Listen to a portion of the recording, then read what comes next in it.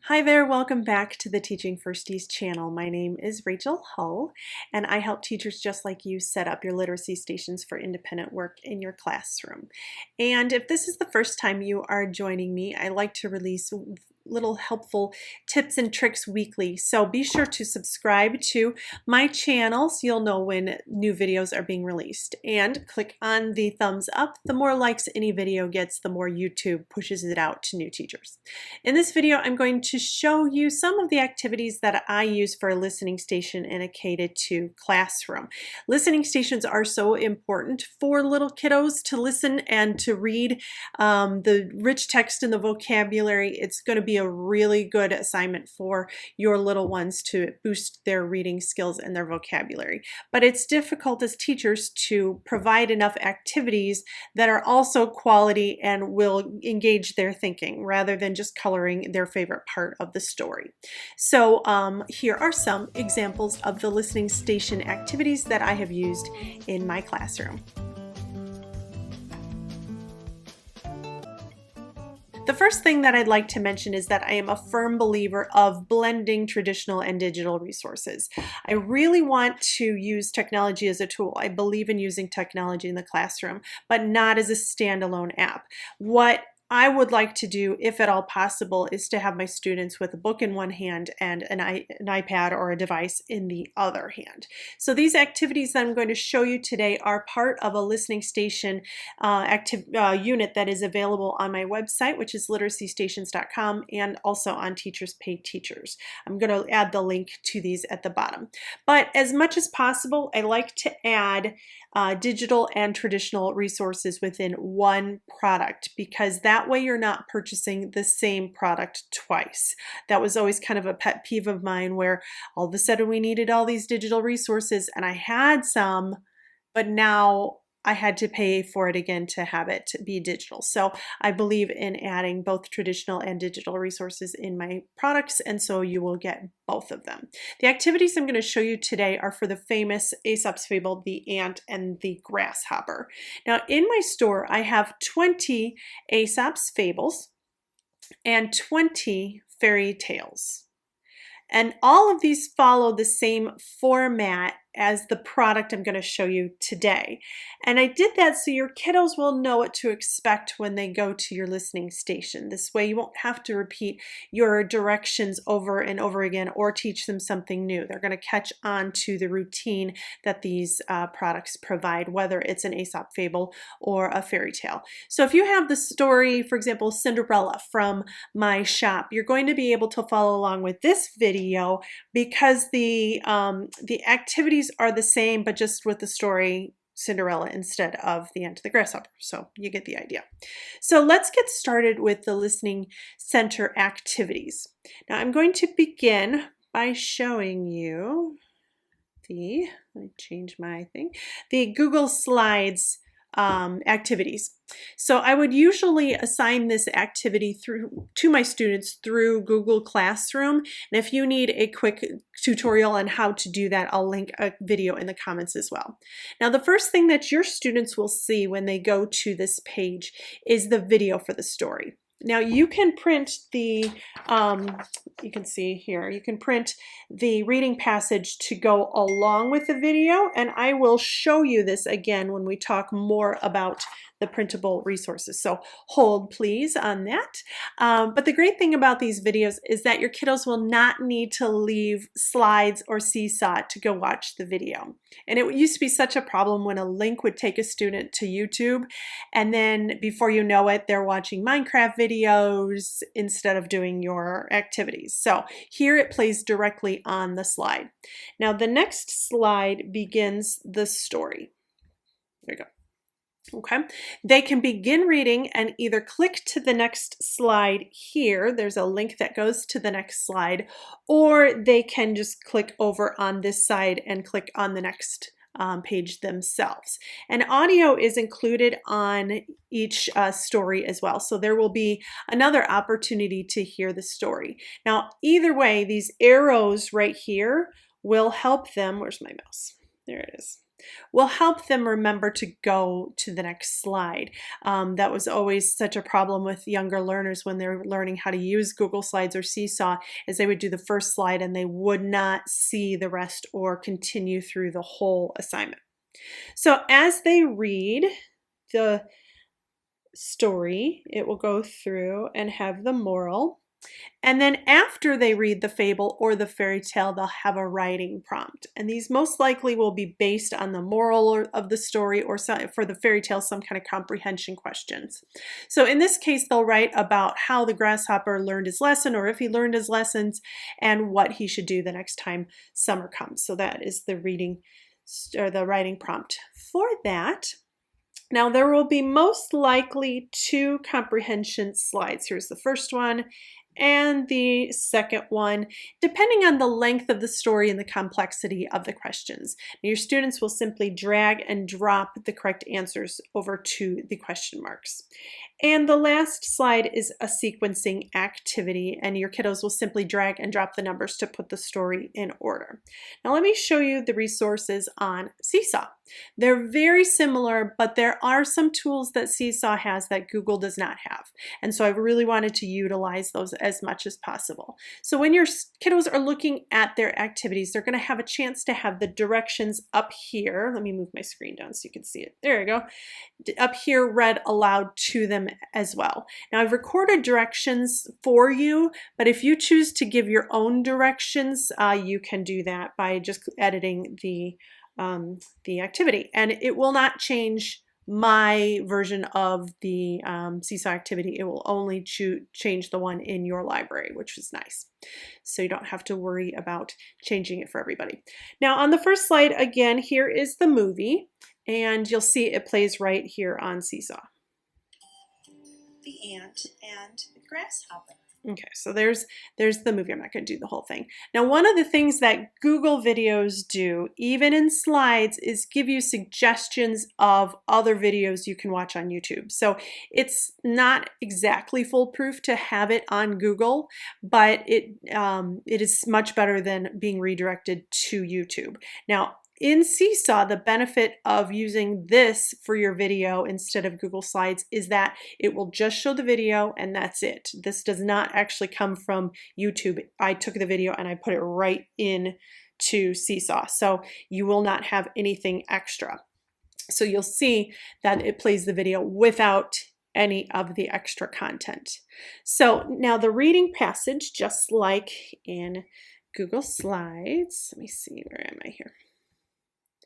Will have the same thing. You can click on the audio to have the story read to them, and also a link to the next page right here, and it will go directly to the next page. But here's the cool part too. You can also have your students record themselves reading the story by clicking on the microphone here. And I'm just going to show you. I'll click start recording. Right now I'm recording, but the students can start reading, and it'll keep recording even if you go to the next slide. So they can record themselves reading the whole story. It'll give you 5 minutes of recording time, and then when they're done, they just click on done. That new recording will actually be added to the very first slide. And so if I was to click on here as a teacher, or if I was a student and I wanted to hear myself reading, I could click here and see the slides change as I read it. So just yet another really good way of learning about the ant and the grasshopper. On this page is the moral of the story. I've added a chance for your students to draw the main idea. I like how Seesaw gives you that tool of drawing. I wish Google had something a little bit more similar for you. So, and students always need extra practice learning the main idea. So I've given you a space for your students to draw the main idea of the story. So I wanted to take advantage of the Seesaw tools. The rest of the slides here in Seesaw are very similar to the ones in Google Slides. So you'll see you have the writing prompt, and you have the 2 comprehension questions and the sequencing activities as well. Now let's look at the traditional resources. I've already shown you the text passage. So I like this format because it helps your students read it through at least 3 times and put check marks at the bottom. Some of your kiddos might rush through it, but at least you'll have some accountability. And this also can give you different ways that they can read it. Maybe they can read it independently and then check off the first box. And then maybe they can read it with a partner and check off the box, and then maybe play the video, read it with the video, and check off the next box. So that just might be an expectation that you have that will help your students with their reading, so they don't just rush through it. Now let me show you another way that they can access the video through their listening station. In this resource, I have given you this page right here with QR codes. These little boxes are little QR codes, and in my classroom I cut out the edge here and I laminate it, and then I like to add it right to a manila envelope. Now this one's a big one. You can also add it. It is the perfect size for a half size envelope if you choose to. But then I like to keep this laminated in my classroom, and that way I can reuse it year after year. And that's probably the only prep work you're going to have to do. And that way you do it once and you have it forever. So you'll need to have a QR reader on your devices. And way back in the day when I first got my iPads in my classroom, I had to have a special QR code reader installed right on my devices. But you probably don't have to do that. If you have up-to-date devices enough, the camera function on your devices will work. All they have to do is open the camera and hold it on top of this, and it will scan. Now, I'll warn you, the step at the listening station will take the most amount of front loading and clarity for your expectations, especially if you're teaching your students to use the camera. And you're going to want to be very firm with your expectations, or you're going to have a million selfies on your devices. Now, I can't even leave my phone lying around without my kids or my husband wanting to grab it and take selfies. So anyway, now not only because of the camera, but because this also takes them right to YouTube. This code takes them straight to YouTube. Now I have tried for about 6 years to come up with a good program that will remove the ads and the unwanted materials and keep it safe for a link onto YouTube. Now there are ways that you can do it with a link, and I'm making videos for safe YouTube sharing later on, but with a code for the QR code, it's going to go straight to YouTube. Now I've tried different things like Safe Share and some other ones. I've tried a lot of them because I wanted something that was safe and also is not blocked by a lot of schools' website. What I found was I would put this link to Safe Share, which would remove all the ads and everything, and it would just play the video. But a lot of teachers would email me and say, I bought your product for the Ant and the Grasshopper, and I can't play it because my school has blocked Safe Shares. So inevitably, that limits the amount of teachers that can use this. So I just decided it was not worth it to do. So to kind of make a better option for you, you can still watch the video through that Google Slides or Seesaw, even better, and you can delete the other slides if you prefer to do the traditional pages. So let me show you quick how to do that. Now here on Seesaw, all you need to do to delete a page is click over here, and you'll see 3 tiny little dots right there. All you have to do is click on them to delete the page. And of course on Google, all you need to do is click on the page and push delete, and that's all you need to do. And so that way, if you do not want to use the QR code that goes straight to YouTube, maybe you can give them the Seesaw video on their at their listening stations. I get asked a lot why there are multiple QR codes right on each page. And if you look closely, you'll notice that they're all the same. And I do that because it's hard for kiddos with their little hands and a big clunky iPad to line up the camera, which is over here and facing this way, and it's hard for them to line up just one code. It's also hard for them to hold it still. So I always put more than one on each envelope, and that way they're bound to just grab one of the codes. So let's talk about why to put this on an envelope. I like to use envelopes like this one for any of my literacy stations because I'll have the video on the front and you can add the supplies inside. And that way they can grab it and go. I'll often maybe poke a little hole there, punch a hole, and hang it with a command hook right on the wall by my stations. So all they have to do is just grab it and go. And that way when I'm also putting my stations back out, all I have to do is take the old one off and hang the new one up, especially if I've made this and Velcroed it and, you know, done all the things. I'll explain Velcro here in a second. I'm getting ahead of myself. So the next activity I'm going to show you is the sequencing. So I have the sequencing mat right here. I like to laminate this, and so that way I don't waste paper and it will be durable for years to come, and I'll put that inside the envelope.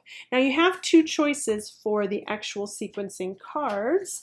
You have a color one that you can print and laminate. There you go, show that. And it also has the text on it with the pictures so they know how to put it in order. Or they have the black and white one. And that way your students can color it. I find I like to just print this one out one time and then I have the cards ready to go. And then I'll laminate these and I'll keep them. It still will save paper in the long run. So I like to laminate these and put a Velcro dot on the back and then a matching the other Velcro dot on to our sequencing mat. And then that way they just have to take out the cards and the mat and then put the cards in order right there on the mat.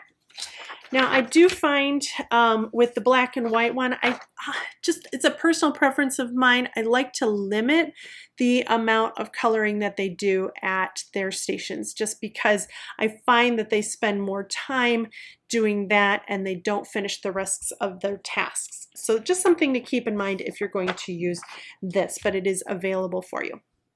Right here is a combination of a writing prompt and a comprehension question activity, and your students will circle the correct answers and complete the writing prompt. And to save time, a lot of times, not to save time, to save paper, a lot of times I will take this and the reading passage and put them back to back, and that way they just have one paper to grab, and you're not giving them a lot of papers. It's a little bit easier for them to stay organized. And last but not least, I have this fun foldable book, which again you have a chance to color it.